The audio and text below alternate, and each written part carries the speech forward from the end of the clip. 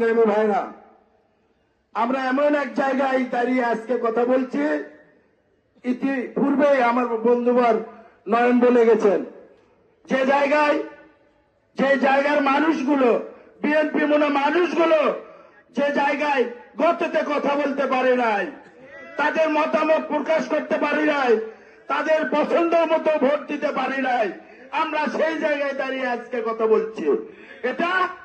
এটা 5ই আগস্টের ছাত্র জনতার গণ আন্দোলনের ফসল। সেখান থেকে আমাদের শিক্ষা নিতে হবে।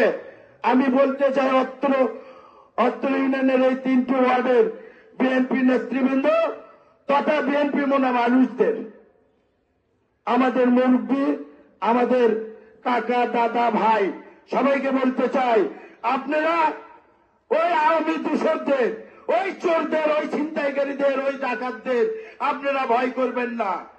আপনারা আপনাদের মতো করে ব্যবসা বাণিজ্য, আপনাদের মতো করে চলাফেরা করবেন, আপনাদের পছন্দের মানুষকে পছন্দের ভোট দেবেন। কোনো ভয়, কোনো ভীতি করবেন না। ভয় করবেন কি? আরো আওয়ামী লীগের ভয় করবেন?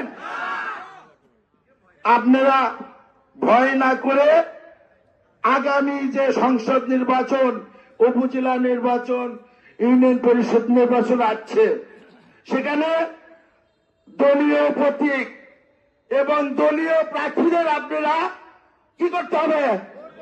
ভোট দিতে হবে, মূল্যায়ন করতে হবে, আপনাদের মতামত সেখানে প্রকাশ করতে হবে যে আমরা বিএনপির মানুষ, আমরা বিএনপির কর্মী, আমরা বিএনপির জনগণ, আমরা ধানের শীষের জনগণ, আমরা খালেদা জিয়ার মানুষ, তারেক রহমানের অনুসারী, শহীদ জিয়ার অনুসারী।